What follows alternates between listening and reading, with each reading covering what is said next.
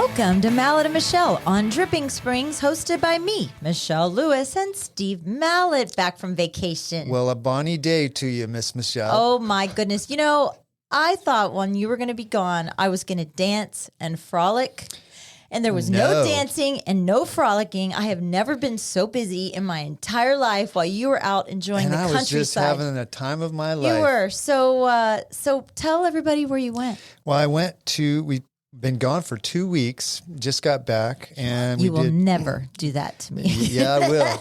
Next year. We're already planning the next one. Yeah, we flew from Austin to Heathrow Airport in London, and then spent a couple of days in London, which I lived there when I was a kid. So got to visit some of my old stomping grounds and ride the tube, which was fantastic. It was weird because I was a little nervous about it, but when I got there and started doing it again, it was just like, it reminded me of all these things I did when I was a kid, when I was 14, 15 years old. How different does it look right now? Actually, London it's a little more modern in some places, but it's still like the Hyde Park, Kensington Gardens, which is this big park. It must be 1,000 acres down right in the middle of London. Looks exactly the same as it did when I was there in the mid 70s. So the subway is the tube? The tube. Okay. Yeah. And there's lines going all over London, and you have to know, they're all by colors, and you have to know which one to get on to go to where. So, and there was a couple times we would have to, ride a couple stops and then get off and then get off the train and go through the tube station and find the other line and go that one. And there's maps everywhere, but it's a little overwhelming. At least it's in English, because I'm looking at trains in France and Paris in France and in Italy when we're going, and I'm like terrified because everything's in French. So here's a lesson. I told my friend Julie about this on Saturday when we were running. If you come to some place like a train station or a bus station or an airport and you're not sure what to do, you're like overwhelmed, just take your bags and go kind of stand in a corner for a minute. I did this a couple times on the trip. Stand there and just watch. So you watch somebody come in and where they go, what do they do, how do they collect their tickets, who are they talking to? And within a couple minutes, you'll be like, oh, I got this. So I have a weird question. In London, do you have to pay to use the toilet? You do. Okay, so that's my biggest fear. It's like I told Todd, I said, do we have any euro coins? Because as soon as we get there, if I have to pee and I can't? There's these ATM machines all over. They're in the bus stations and the train stations where you can put your card in and get money out, and you get pounds. Okay. And then you can use that to, go buy a bar of chocolate or something, and then you'll have change. But yeah, I didn't realize that until the third day we were there, and we were in the bus station in Glasgow, Scotland, waiting to go to the first stop of our trek up the West Coast. And I went over, and there's turnstiles there, like subway turnstiles. And I looked at it, and I looked around, and there wasn't anybody there. And then I saw a change machine next to it, and I'm like, damn, you got to pay to go pee here. I learned that in Amsterdam. So I was like, You know what? It's actually pretty smart, though, if you think about it. Like in Austin, we have those public restrooms. You can't use them anymore. There's homeless people living in there. There's trash everywhere. So these restrooms were actually pretty clean. Is there a Buc-ee's in Scotland? There's no Buc-ee's. There's a lot of cool stuff, though. We had so much fun. So we did our walk up the West Coast. It's called the West Highland Way. And we did 79 miles in 5 days. And one day we did a little extra excursion. We went up to the top of Ben Doran, which is a 3,300 foot mountain there. Is that the one you were telling me a story about? You saw somebody with a baby. Is that the place? Yeah. So we started out. So this Ben Doran mountain, they call them Munros in England. A Munro is anything over 3,000 feet. So Ben Doran is a Munro, and it was a day we were going to do 15 miles of hiking from one bed and breakfast to the next. And at the bed and breakfast we left, this guy, Chris, said, hey, you should climb to the top of Ben Doran. It only takes an hour to get there, an hour up and an hour back. And I looked in the guidebook and it said moderately strenuous. And I'm like, oh man, we totally got that. And we came to the trailhead and we took off, and there was this couple in front of us, looked up maybe in their late 20s. And the husband was carrying like a 2-year-old on his back in one of those backpack things. And I said to Holly, I was like, well, let's just get in front of them so that, we're not, right behind them the whole way. And we took off and they left us. You got smoked. We got smoked by two kids carrying a baby. But so this trail goes up, and as it went up, it got steeper and rockier and wetter. And there were points where it was so steep, we were using our hands on rocks to climb this up to get to this top. And then we get up to this saddle, and I look at my watch, and I'm like, man, we're only at 2,800 feet. And it was kind of cloud cover. And then the clouds cleared, and I went, oh, crap. The top's over there. We had to turn and go up some more to get to the top. Did you ever see them again? No, they actually went another way. But, so we got up to the top, and Holly and I had some sandwiches from the bed and breakfast we stayed in, and we sat down on this bed of moss, kind of sheltered from the wind behind this rock with this view of the valley we had just come from. And there was lakes down there and mountains on the other side and cloud cover coming in and going. And it was the most beautiful lunch I've ever had. That is a really cool memory to have. It was really fun. So you also got to see an aunt and uncle, right? Got to stay with my aunt and uncle Watty and Auntie Isabel, who I had last seen in the mid 70s, and he's 82 and she's 77. And we took the train from our last stop on our walk, which was Fort William, and took the train to Montrose, the town I was born in. And they met us at the train station with my other Auntie Barbara and Uncle David. Aww. So all my moms. So you weren't just found under a rock. That's contrary to popular. I was, but I was found under a rock in Montrose. So you actually have relatives, believe it or not. So I have a little joke, a Scottish joke. What's the difference between a lawnmower and a bagpipe? I have no idea. You can tune a lawnmower. And Billy Connolly, which is the I know renowned Billy Connolly is. Scottish comedian. There are only two seasons in Scotland: June and winter. Is what he says. You know what? The highs there were about. I think the hottest day we had was 65, and it was 55 degrees almost every morning. And there was one day where I checked the weather here, and it was 108. Yeah, it was. And where we were, it was 54 degrees. And I think I texted you and said, it's literally half the temperature here that it was where we were at. I am so glad that you guys got to have this trip of a lifetime and being able to reconnect with family members and just part of your history. Don't you feel like we all kind of need to do that? Ground yourself again? It was kind of emotional for me. I got to go by the house that my granny lived in, which was weird to me because it looks a lot different than my memory of it. And, I stayed there with her when I was real young, 4, 5, 6. Mm-hmm. And it's kind of emotional to connect to those things that, people that have passed. We went to my granny and gramps gravesite and got to visit that. And my aunt and uncle, like I said, 82, 77. The first night we were there, Uncle Watty, Walter's his name, but everybody calls him Watty. He said, let's go for a quick walk. I'll take you for a walk around town.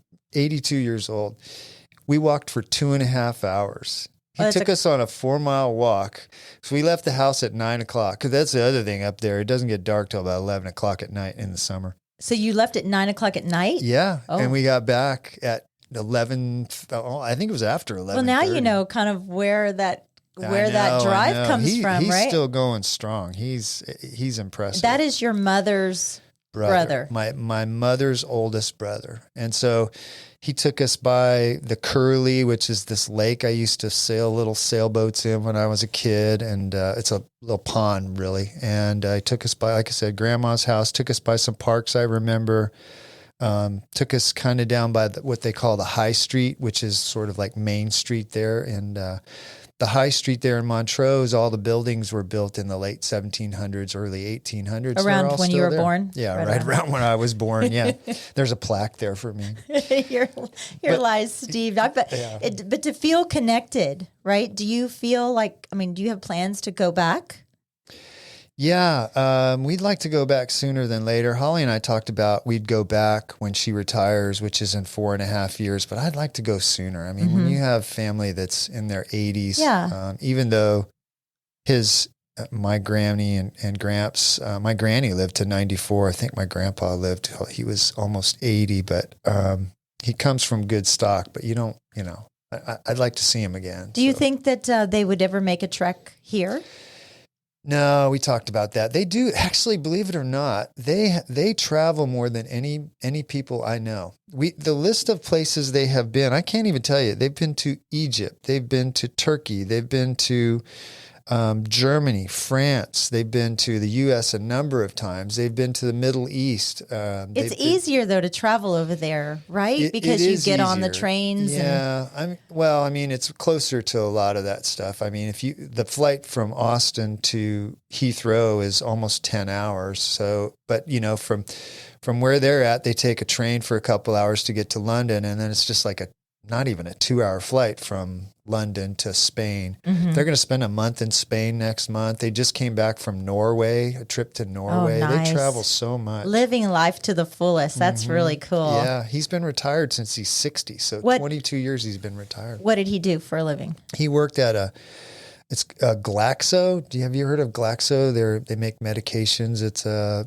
pharmacy company. And so they had a plant there in Montrose, and he worked there not his entire life. Actually, it was kind of fun.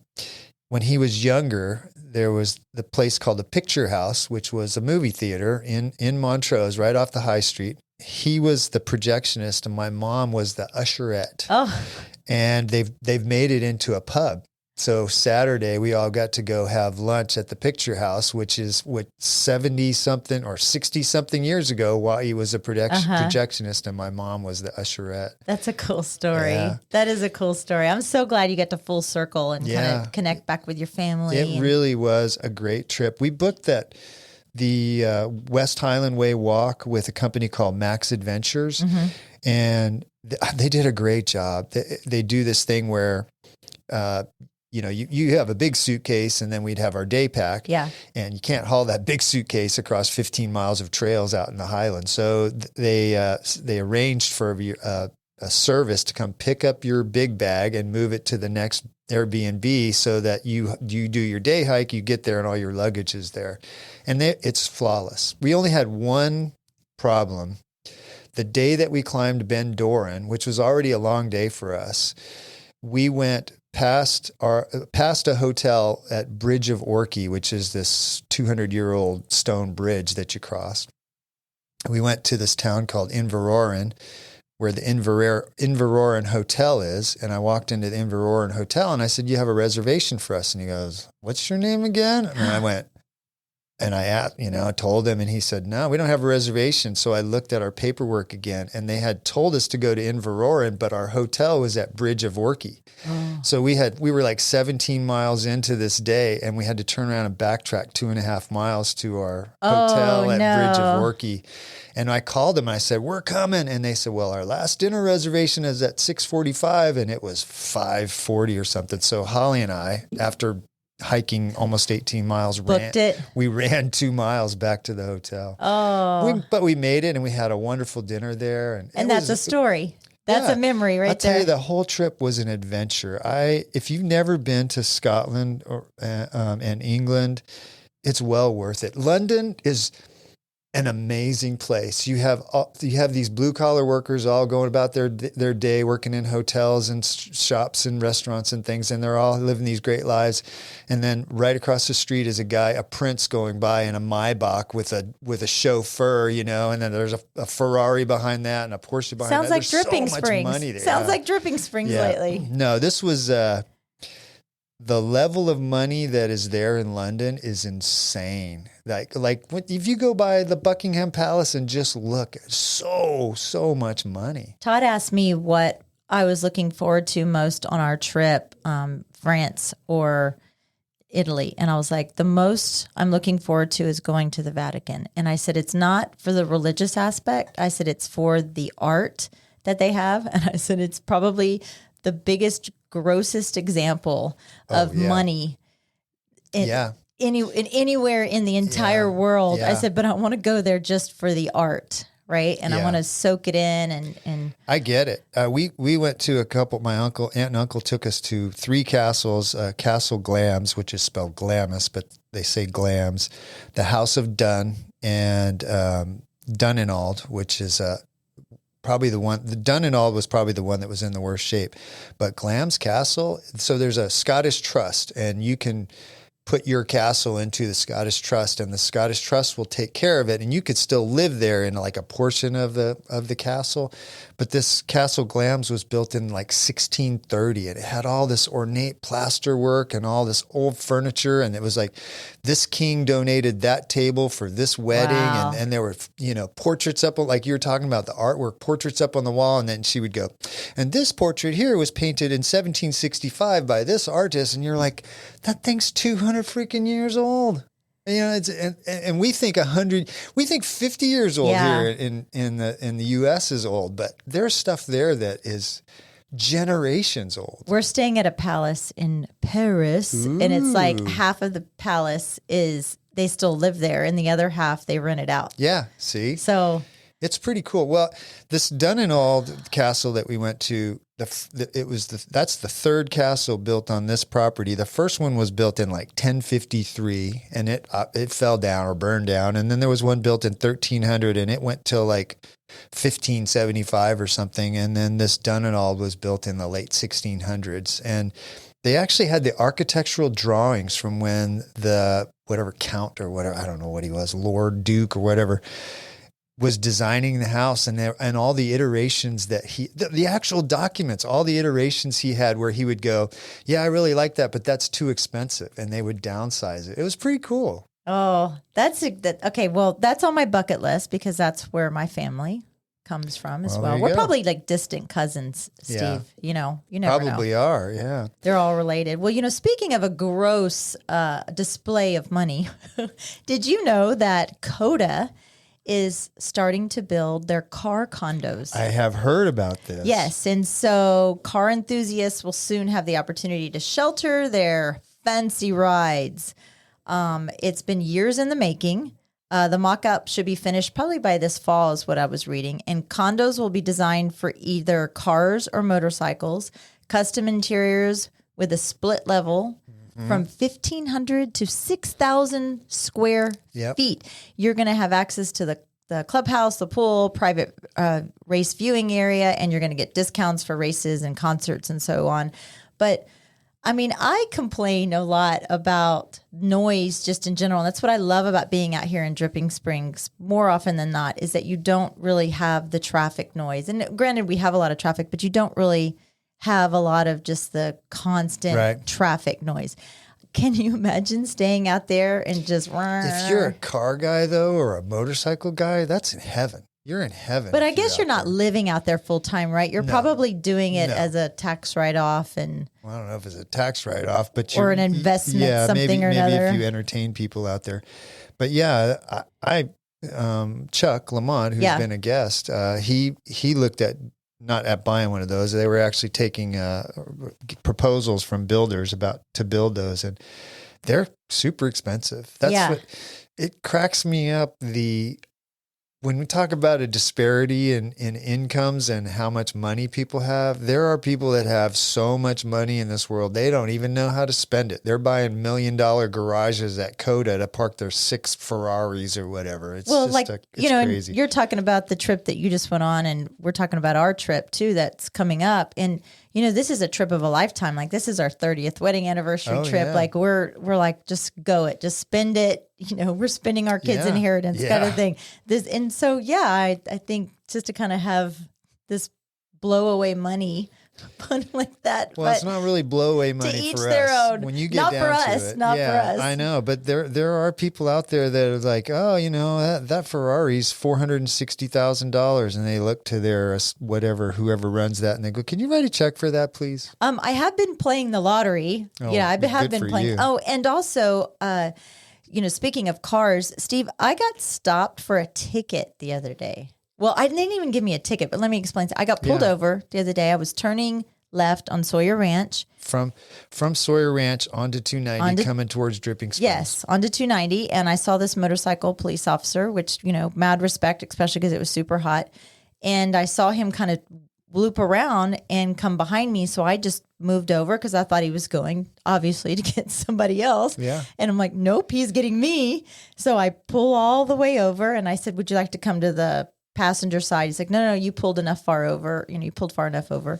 And I just kind of looking at him and he goes, well, do you know why I stopped you? I said, I have no idea. And he said, well, it's because you made an illegal lane change. When I turned from Sawyer onto 290, instead of staying in the left lane, I went over to the right. I go to the left. I did it this morning again. Sorry. I went to the left and I immediately go to the right because you get so, I'm always getting trolled or roasted or vice versa on Facebook. You have that personality. I do. Whatever. I stick my foot in my mouth constantly, but whatever. I call it like I see it. But this was a little crazy. And he said that there's been so many accidents that this is the only way that they can stop or they can let people know. And I'm thinking it's not from people doing that. You know what's funny? You and I both have tremendous respect for law enforcement, mad respect for law enforcement. Absolutely. And those guys do a fantastic job, but that is not addressing the problem. The problem is people going through that intersection at 70 miles an hour on their phone. Running the red light. Yep. People pulling out, in front of them. From the Valero. I think they need a sign from that Valero. Actually, or people going west on 290 and crossing 4 lanes of traffic to get into the Valero where the car wash is. That should be blocked off. There should be something in the middle. I totally agree. That. Yeah. Well, I was wrong. I know I was wrong, and I'm sorry, but I'm going to do it again because it's just habit. Oh, no, don't say that. But the reason why I do it is because the people behind out in the left-hand lane, they yell at you for being in the left-hand lane. Yeah, so you get over to habit. You get over to the slow lane as fast as possible because there's always somebody behind you in a BMW that wants to go 80 miles an hour. Then they're going to post your picture or your car on Facebook, and they're going to say, "Move over." Shaming you. Yeah. So whatever. Yeah. But so we have Logan Papp on today. I'm real excited. Yeah, he's been nominated for the Texas Country Music Association Young artist of the year. That's pretty cool. 15 years old. 15 years old. While you were gone, I did a little moonlighting.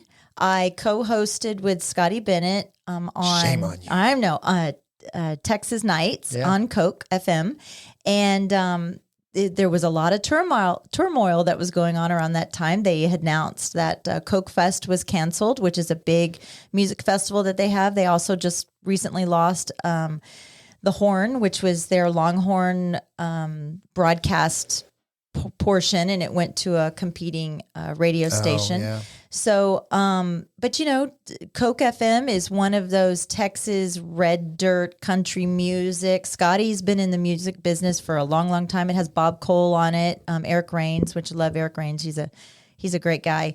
But I had a lot of fun. It brought me back to the days when I was doing that. We mentioned you on there. We kind of cross promoted the podcast. Did you make fun of me, or did you say something nice? I did not make fun of you, believe it or not. A change. I don't know, because I'll have to go back and listen because I say stuff. That means you made fun of me. I don't know. I didn't intentionally make fun of you. I just make fun of everybody. But whatever. But I am really looking forward to visiting with Logan and seeing where he takes himself in this crazy country music world. Oh yeah. While I was gone, we released Micah Scott's podcast, and Wow.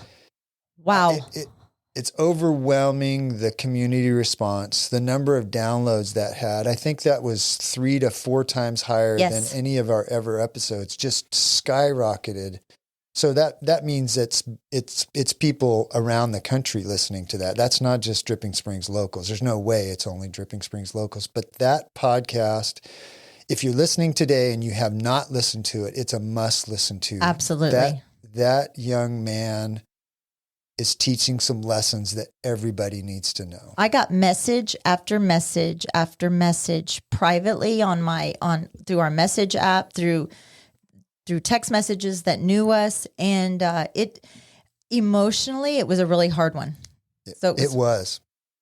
Well, I don't think I'm going to cry on this one like I did on Micah's. Please don't. So let's get Logan in here and hear his story. Yeah, let's take a little break and get Logan Papp in here. But before we head out, I've got a little clip from my Uncle Wai that I asked him. It's just a short clip, but I want to go out with that. This is the voice of my 82-year-old Uncle Wai.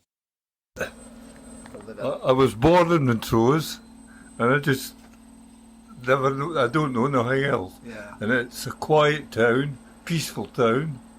There's everything you want in it, and we just enjoy living in the climate. Just ideal, like. The climate's good. Yeah. Have you lived here your whole life? I've lived since, all my life. I've been all over the world, but I've lived in Montrose all my life. Wow. It's a great town. It's a nice town, lovely town, visiting. friendly town. Yeah. This portion of the show is brought to you by the Mallett Integrity Team of real estate professionals. They are based in Dripping Springs and bring you over 45 years of combined experience helping people reach their hill country real estate dreams. When you want the best in town, call them at 512-829-2062 or look them up at mallettintegrityteam.com. And now, here's Steve and Michelle. And welcome back. We have Logan Papp with us today. This is his first ever interview. We can say we knew him when. And Logan, you have been nominated for the Young Artist of the Year with Texas Country Music Association. Welcome. Yes, thank you. Thank you for having me You're here. welcome. Yeah, welcome to the show, and you brought your mom with you. Yes, I did. Yeah, thanks for coming on, Mandy. This is Thanks Mandy. for having him. Yes. So tell us about your journey a little bit into how you got into the music genre. Okay, so I'm gonna set the guitar down for this. It's a long. Okay. So there's the little bar beer joint called Hudson's on Mercer down on Mercer Street. Uh-huh. And in the back they do music lessons, and it started off with my little brother taking fiddle lessons because he just kept listening to "Gotta Have a Fiddle in the Band," that song, and he's like, I want to play the fiddle. And so he went in there. There's not even any fiddle teachers. He had to wait like a month. And I'm like, well, if he's going to play fiddle, I want to play guitar. So for the past 7 years, I've been practicing guitar. I was taking lessons at Hudson's, but then over COVID, it was just kind of hard to do Zoom lessons. So I just started teaching myself at that point. Mm-hmm. And then now I've been doing gigs for the past 4 years. And it started off with, there's this little cool riverside resort called the 7A Ranch. Oh, yeah. In Wimberley, right? Yep, in Wimberley.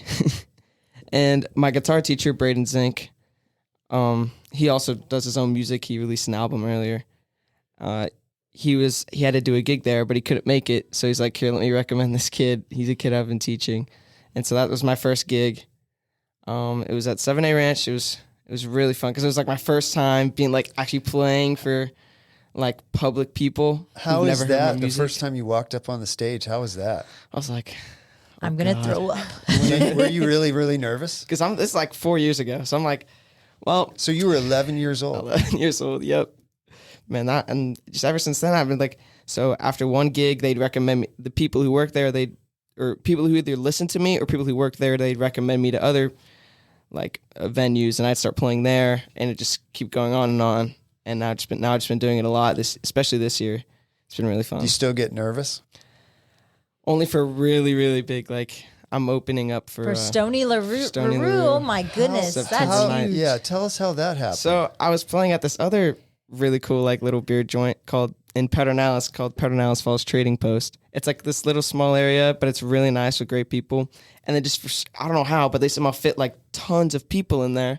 And apparently there's this one guy who emailed my mom. She's like, I want Logan to open up for someone. She's like, okay, sure. And he's like, it's a really big deal, but I can't tell you who it is. I want it to be a surprise. Wow. And so this was like maybe like 2 months ago, but I wasn't allowed to announce it until like a couple weeks ago. And he comes up to me. He's like, hey man, how you doing? Stony did? No. Oh, It was like a manager. Okay. And he's like, all right, so I can't tell you. I'm now that you're here, I can tell you who opening up for. And he's like, and I'm like, okay. Yeah. And he says, you're opening up for Stony LaRue. I'm like, huh? Wow. I was just like in shock. I didn't know what to say. I was like, I thought I was getting pranked or something. Is Stony LaRue somebody that you looked up to with your music? I'd say he's definitely one of like top inspirations. Like I love his music. I just like playing like his like Empty Glass on. You can ask. Yeah, go ahead and play that. You want me to play the Play, Yeah, play a play little. whatever you Okay. want.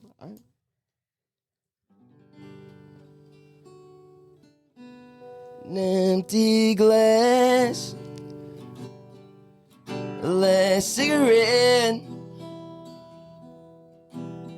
It's closing time, and now I'm drunk again. But somehow I'll make it home and cry myself to sleep. That's how my day ends every night for me. That's what I like. Wow. That's Right? the Empty Wow. Glass song. And he has some other ones I like, but I like based on my style, like and songwriting wise, off of him. So I'm opening up for him. I was allowed to announce on like Instagram and stuff a couple weeks ago, and so it's September 9th at Stone Valley, right? And Mom, are you managing him? my mom is always managing me. Well, there's 4 of them, so I have to. Yeah. Well, so he's one of 4 boys. Yes. So they're and they're constantly all busy. musical? I'd say 3 of the 4. So yeah, one of my brothers. So obviously my little brother played fiddle. He doesn't play too much anymore, but he doesn't play too much anymore now. So I'm like so stressed out. Like this is my first time doing a podcast, so it's like Oh, this you're is really doing cool. great, man. I know Steve is If you scary, can get isn't up he? on a stage in front of whatever 200 people, you can definitely do this. Yeah, this is what stresses me out now. Well, you better get used to it. It sounds to me like with your talent, you're going to be doing this a lot more in the Hey, future. you open dude. up for Stoney, Mom's gonna have to be in charge of your fan club too, and shoo those girls off of you. Also, is what's gonna have to happen. But my little brother, he started doing fiddle before I started practicing guitar, and he stopped doing it a little recently. He was getting into other things like just sports wise, like wrestling and football, all that. But then he started getting back into fiddle again for the Founders Day Festival. Oh, that's okay. I'm just gonna move that microphone a little for closer. the Founders to you. Day Festival. Uh-huh. And I think he was pretty excited. He was doing it with his old fiddle teacher. And then my third oldest brother, the second one, because I have 2 older brothers and a younger brother.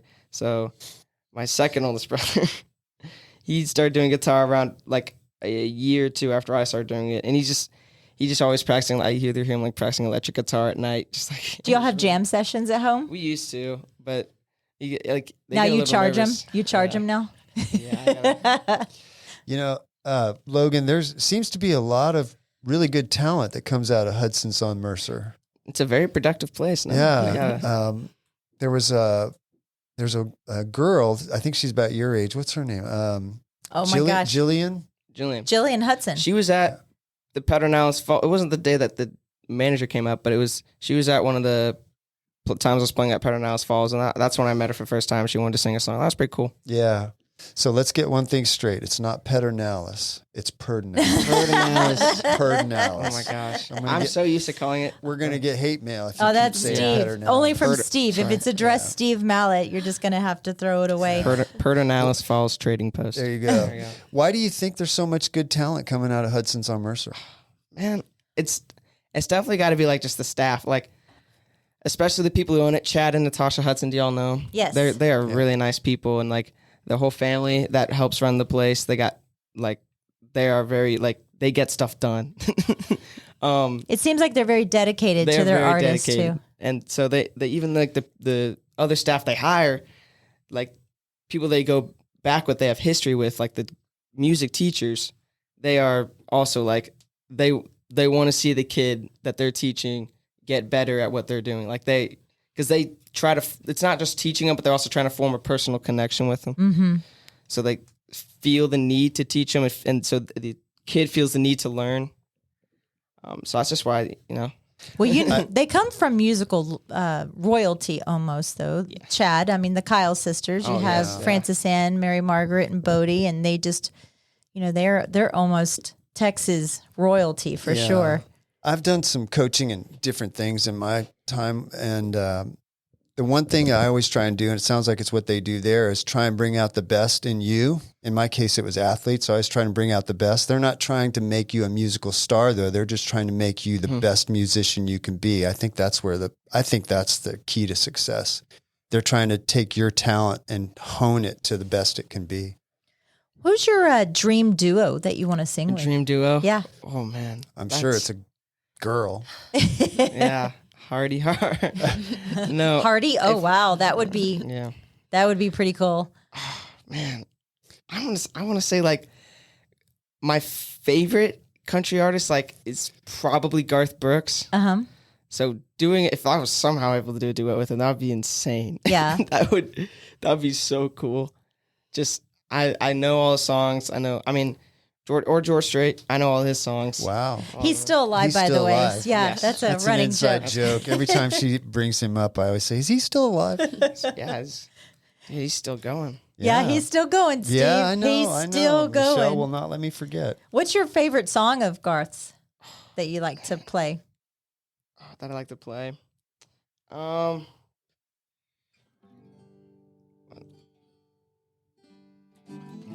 to remember the name, even though it's my favorite song. I put him on the spot.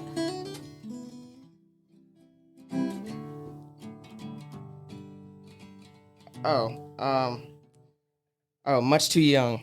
That's what it is. I was like, I was thinking in my head. That's a I'm like, Garth Brooks song. Much too young. You play a chord of that. Yeah.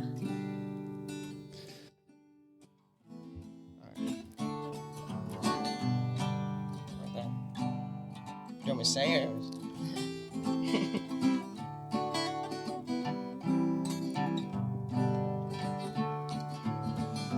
This old highway's getting longer.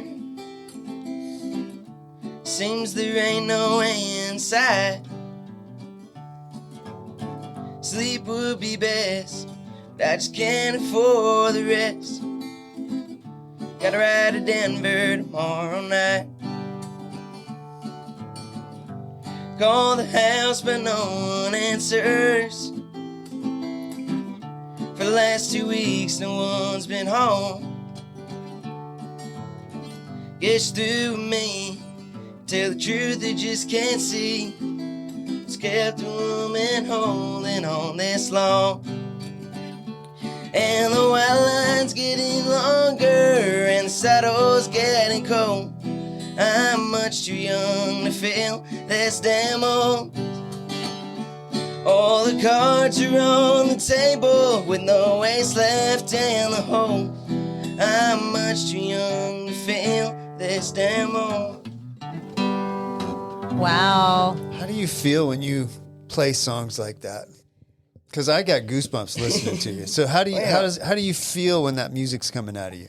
It feels to the point like I just like it's part of me, but like I just like it playing like songs like that so much. Like even when I messed up like the little chord earlier or something, like I just didn't care as long as I'm having fun. Do you go to a and I know different the people place? don't care. So. You just go to do you go to a different place mentally, physically, that you're just in the guitar, in the song? Especially in some songs, it's like I feel like connected to. Is part of what they're teaching you at Hudson's on Mercer to just absorb yourself in the music? Because there are people out there, sometimes you see them perform and you can just tell that they're not connecting to the music, but I can tell you're really connecting to the music. You can feel it. Like, yeah, you can tell like when someone's singing though, you can either tell by like the way what they're doing with their hands or just like how they're holding the mic, how just their face. Like you can tell like if they're really getting into it. Right. And I think I've really like grown to just connect with it. Was there a point in time where you were like realized you were just going to let yourself go into the music? Because I bet early on you weren't like that, right? No, I was confident. reserved. Yeah. I'm having a good time, but we'll see. But now I'm just like I'm full set on this. Like I know this is what I want to do. That's great. What do you think sets you apart from other young artists? Honestly, I think as long as I'm try to stay less stressed especially like under all like just non-music wise, just career wise, I just try to stay less stressed about everything and not like overcommit to something or do something like that could be drastic. Music wise, songwriting wise, I think like the songs I write, I have like a personal connection to. Like I write about stuff that like that's meaningful to me. And then- you're writing some of your own songs. Yes, ma'am, I am. I think that's really important. Yeah, I want to hear about that process of writing a song because that's fascinating to me. Do you just sit down with a scratch piece of paper and start writing down words, or what's the process? I have songs about Steve if you want to hear later. I love to. So the process, it's just, first it's finding the thing I want to write about. So for instance, like for Father's Day, I was like, okay, I want to write a song for my dad. And then Mother's Day, I want to write a song for my mom. So it's like something that I can push myself towards so that I'll feel a personal connection towards. Or it's like if I have a deadline. So like for instance, or that goes for it too. Mother's Day and Father's Day is a deadline. Mm-hmm. Or my Nana, my mom's mom, she's a honky tonk person. She loves to party. And she's like, how about you write a song about something that me and my friends do? I need it done by October. Can you call it 1 beer, 1 shot, 1 cigarette? That's actually a really genius idea. That's not even a bad idea. That's a pretty good name. But once I get the topic, I get a little tune going, and then it starts building up. I have to figure out like the progression to it, and then the lyrics. Most of the time they just come to me as soon as I just write one line down. I'm just on a roll from there. Then again, once I finish it, I'll go back and change it. Like then I'll actually get into it. Like okay, well this line could be a little better with some different words. Are you writing it down, or are you recording yourself? Or well, I do record myself sometimes. Like I'll just sing like a little audio memo, and then just listen to it back later so I can remember it. And then, but I mainly I don't write it on paper. I just keep it all on my notes page on my phone. I do write some of it on paper, just like to see how it looks. You probably need to. You probably need to start a journal and get something, and that way you can keep that journal, and you can kind of watch, like you said, your progression through the years. And as a more accomplished artist that you become, now you have this journal, except your phone, your notes on your phone. Maybe I should do it on paper, because as soon as I lose my phone, oh man, all of them are gone. Well, I keep it in my head, but it's in the cloud. It's in the cloud. That's right. I share it with my mom, so it's okay. It's the new way to do it. Yeah. So you're writing the words and you're coming up with a tune all at the same time. It's mostly at the same time. Yeah. Yeah. That's cool. But sometimes sorry. No. I was going to say a lot of musicians, I think, like write it down like it's poetry and then come up with a tune later, but you're doing it together. So what happened with for instance, like the Mother's Day song was one that just came to me on like that one night. And then, but the Father's Day song, I was like, okay, well, I want to write something for Father's Day. I had the tune down. I knew what I wanted to write about. And then I wrote the first verse down and the first chorus, and I'm like, okay, I'm stuck. So I was like, I'm gonna take a break. If I really don't know what to do, I just take a break for like a couple weeks. I come back to it. So I came back to it. It's like 2 weeks before Father's Day, and that's when I finish it. I was fine. Like I just came back. I'm like, okay, I'm calm. I just got to think about like the words coming in, and then I finish writing it. How did your dad take it when you played it for him? Well, he really liked it. He always wants me to play it at shows now, especially like my Mother's Day song. Like last year. He never that was like when I started writing like songs I actually liked, because obviously when I was younger I like la-di-da, just random songs Pokemon. It was about Xbox or something, or just funny stuff. But this one was like when I actually started like writing, and it was like my Mother's Day song, and it was last year I wrote it, and my dad was like, he listened to it and he's like, okay, who wrote that? And I said, me. Wow. And he's like, no, seriously, who wrote it? And I said, me. And then it's to the point where he started getting a little angry because he thought I was trying to steal someone's credit. And he's like, man, you got to tell me who wrote it. I'm not, this isn't really funny anymore. He's like, I wrote it. And then I was like, okay, fine. Can you play a little bit of the chorus of that one? Of the Mother's Day one? Mother's Day or Father's Day? I'm going to move this. Father's Day. I love both songs, but I love the Father's Day song. That's good. That's good right there. I'll do like the first verses and chorus of Father's Day one, because that one has like more lyrics I like.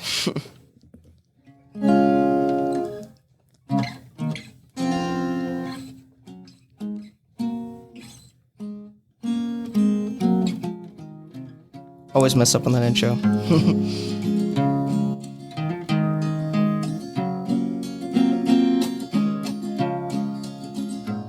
So you wanna be part of the big parade? See, I dare to do someday, singing hanging hymns till I can't feel my throat. Well, the world is mean, but you gotta be tough. That's how it is growing up when you swim and sink. gotta remember to flow. He gave me a guitar and a long-lived smile, so take it for a spin and play it for a while, singing strum till all your fingers are sore. Better be humble and kind when you walk the line, so much too young to live on toast of time. Remember where you're from, what you're playing for. No, his love's a cracked glass. No, it's worn but it still lasts. A turn it took, could tell it along, but a love like that, you gotta chisel it in stone, in stone, in stone. That's really I'm great. blown I love away, that. Logan. So yeah, I called it in stone. Yeah, that's it. That's just great. So what I want to know is outside of the music genre that you're doing, because you're incredibly talented, what do you do for fun? Fun, well, This is fun, but what do you do? Like, you're going to be a sophomore sophomore, at yeah. Dripping Springs High School. Yeah, so sports-wise, I don't know. I've gotten into wrestling a lot more lately. I don't know. It's fun. Gets a lot of stress out, definitely, especially in football too. Track's pretty fun if you want to make yourself throw up. And you That's not the swimmer. point, but it does happen. You're a swimmer too, right? No, I don't. What did I put on here? Was it a swimmer? Yeah, I saw swimming, but Swimming. you have a pool in your back. Oh, it's only okay. because you have a pool. Oh, I like this. Okay, so okay. here's the story. Okay. Basically, like our family likes going out and finding all these cool little swimming holes, and we like hiking a lot. But we also we find a swimming hole, we'll swim in it. So especially like at Pedernales, our family has this little Secret spot. secret spot on the hiking trail where you veer off, you go through the trees, and there's like a whole little cliff jumping area. It's pretty cool that we found, and we kind of kept it to ourselves. But it's secret. You so it's should. secret. Yeah, Need don't. more. Yeah, don't let it out. It's a If I say secret. any more, it's gonna be like a dart going in my That's back of my neck. For sure. I want to know about this award that you've been nominated for, Texas Country Music Association Award. Tell me about that. So I found out maybe like a month ago that I was finalist nominee for the Texas Country Music Association for Young Artist of the Year. And I was really excited too. I'm like, okay, what do I need to do? Yeah.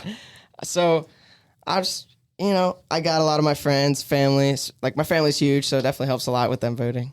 But no, you've got a big fan base too. And yeah, And it's going to be held in Fort Worth, is that right? Fort Worth at Billy Bob's, Texas. And the voting goes on from July 1st and it ends through August 15th. August 15th. Right? So you can go online, you register. I've done this before. I've actually been to the Texas Country Music Awards. La-dee-da.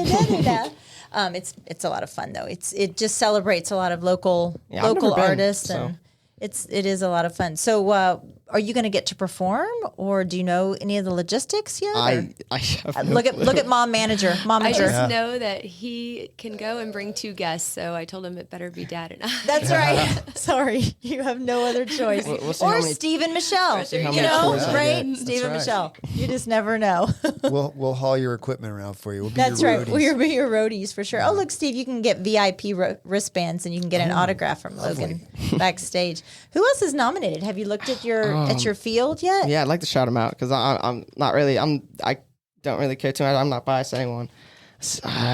Could try to remember by name. You know who some of the nominees are for Entertainer of the Year and Female Artist and Drummer of the If I Year? look at if I put my glasses on, I can look at my phone, We're gonna see. but they're all really good, and so they all deserve to get it too.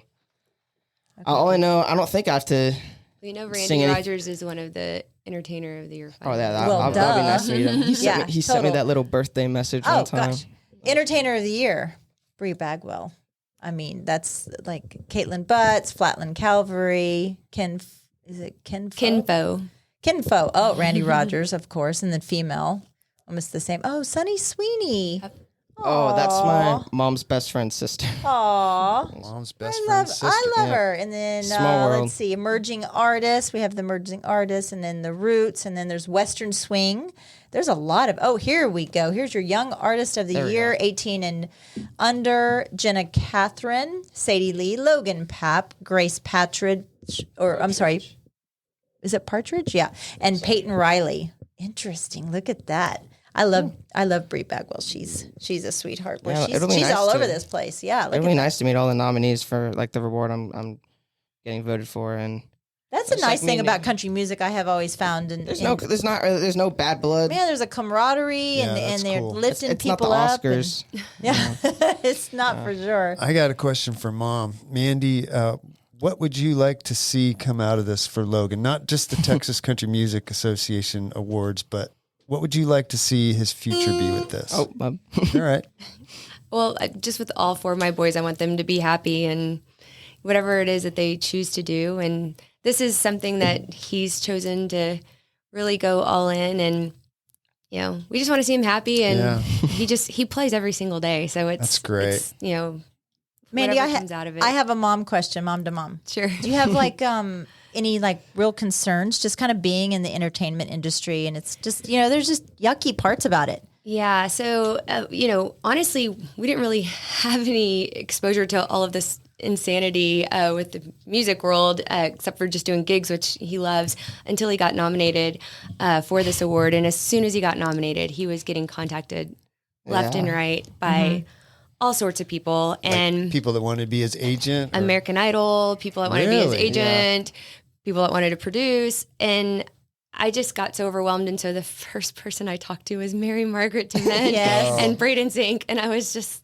like, you know, Help. Like this I said, real? the Like, Hudson what's going staff, on? they're Yeah. very nice people. And some of the folks, they were like, yeah, they're legit. But, you know, once he starts going down that path, you can't turn it off. Yeah. And also, you have 3 other sons, and you know, what are you going to do? Like leave and go on tour with Right. him when you've got 3 other kids? So, I mean, they're very realistic. And so I think we're just taking things slowly and, you know, One thing at a just time. one thing at a time. Well, yeah, it could be. It could be a big year for you, and you know, maybe that's like what you said. Sometimes you just need to unplug and go hike and jump in some local swimming Yeah, hole and figure out really what is it. This you said this is what you want to do for the rest of your life, Well, right? that, This so is your, that gives me a question. You say this. What is this to you?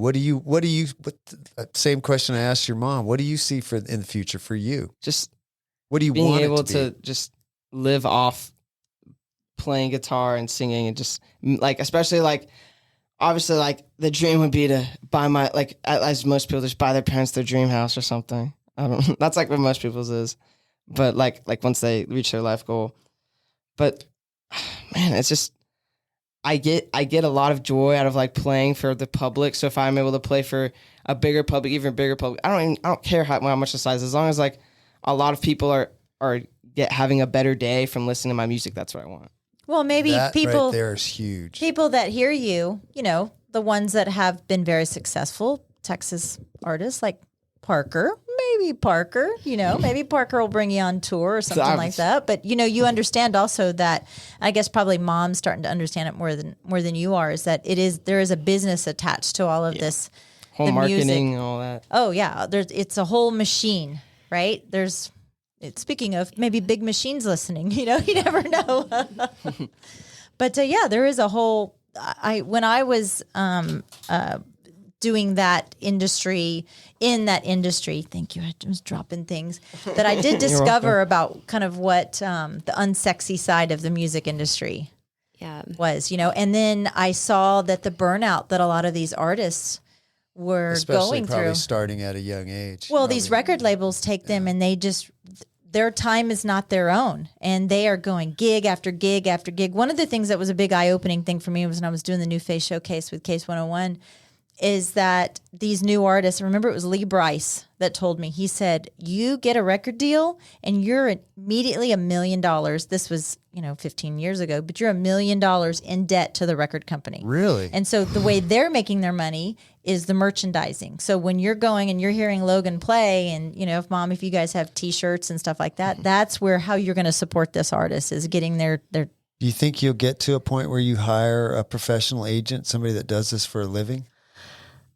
It's hard to tell now. It's hard to tell now. I mean, like I said, when I talked to Braden and also Mary Margaret not too long ago, and Braden even said, he's like, be prepared. They will tell you where to play, where you can't play, what you can say, what you can't say, what you can wear, what you can sing, what you can't sing. And I mean, I don't ever want to take that creativity away from him. So, he's 15. What he decides to do when he's 18, that's, on him. But right now I just want him to have be a kid, be a teenager, but also, enjoy this ride too. So yeah, don't let anybody pressure you into doing something you're not ready to do. Because there will be people that will say, "This is your break. This is your shot. If you don't take this, it's never going to happen for you." And that's always crap. It will happen when it happens. One of my favorite stories was I was working a New Face Showcase, and it was with Kelly Pickler, and she had just started out, and she said, "Girlfriend, I haven't had any time to wash any clothes. I don't have any clean underwear. Can you take me to a Ross?" And I went to Ross, and we bought underwear, and she just changed right there. And that's what she wore to her gig. But, literally she was sleeping 2-3 hours, getting up and going again, getting up and going again. And so to be able to see somebody oh my gosh, at the time, it's Kelly Pickler. She's wonderful. She's great, but she didn't even have clean underwear to wear, That's a story. That's something that you got to remember. And then also you got to dance with the ones that brung you, right? You remember the ones that helped get you there. And so yeah. Especially just like Hudson's, my family. Absolutely. Yeah, at some point, if you get deep enough into that industry, you become a commodity. You're just a product that they're selling, and they forget about that you're a human being with, wants and needs and emotions. They're like, how much leverage can we put on you to get more money out of you? And so make sure you always take care of yourself. How are you doing on social media right now? I started following your TikTok, and I started following TikTok. I made a new TikTok. That's where started, right? I'm not a huge fan of it, but But that's where stars seem to be, are being quote, discovered and, producing their own music and putting it out themselves. Did somebody help you with that? No, you did it yourself. Mom was like, "You should make a TikTok account." I said, "Okay." Yeah. Are you doing stuff on Instagram? I am. My Instagram is where I mostly do most of my social. I just started getting really into the social media aspect of Instagram, just posting a lot and just talking about especially the TCMA awards. I saw that. Facebook a little bit. My mom has to help me with that a little bit. You can share it. You can share everything from Instagram to Facebook too. So you can double dip. What is your Instagram where people can go look for you? So it's Logan Papp Music. Papp is in Papp. Yeah. A lot of people mess that up somehow, which is fair. And then just say Logan Papp Music, all lowercase, no space. That's great. So Logan, were you born here in Dripping Springs? I was actually born in Houston, and then we moved here when I was 3. My mom, I don't remember obviously, but Mandy, what brought y'all here to Drip? So I'm originally from south of San Antonio, and I wanted to live closer to family, but not live in San Antonio. Oh, so it's a good spot for it. Yeah, and years and years ago when we'd come out to Hamilton Pool, and this was a dry town years ago, and you blink and you miss Dripping, and then all of a sudden now there's 3,000 people here. When we decided to move here, we we're moving in this year. Yeah, I think was Drip still 4A when we came. Oh no, I think it was. It was, and they were playing at the middle school. The high school team was playing at the.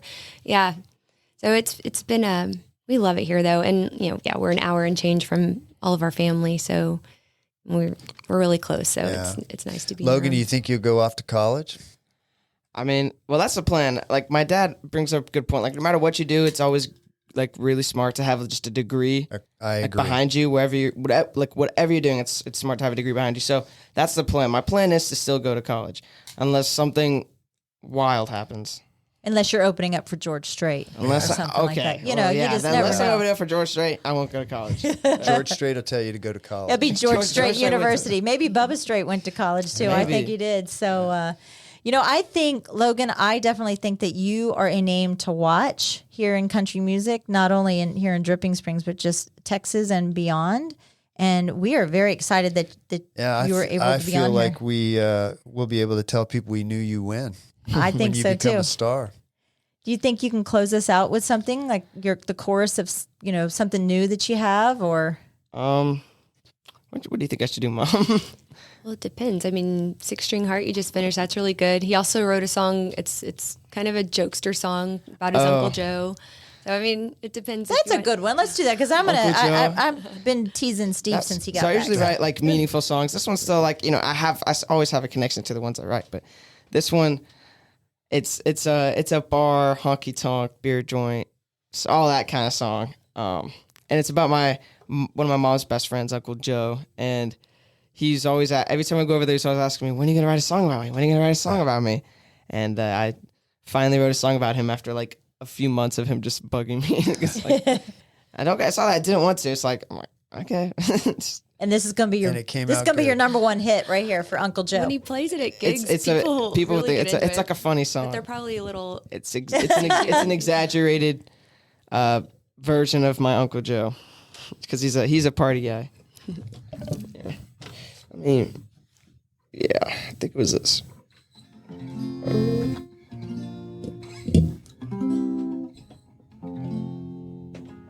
Yeah, let's go with this. Why not?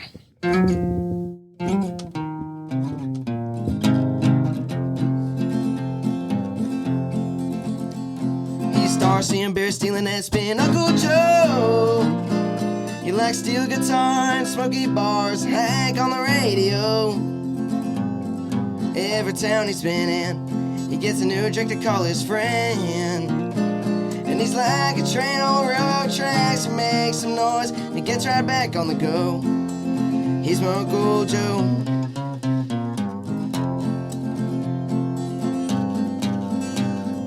Every time around when he's in town, we gotta prepare for it all.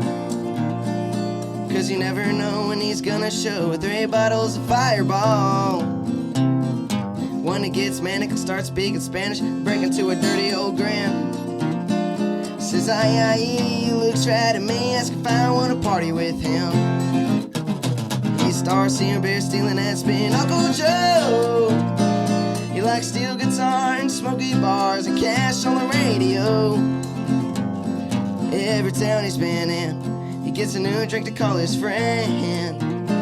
And he's like a train on the railroad tracks, he makes some noise, he gets right back on the go. He's my Uncle Joe.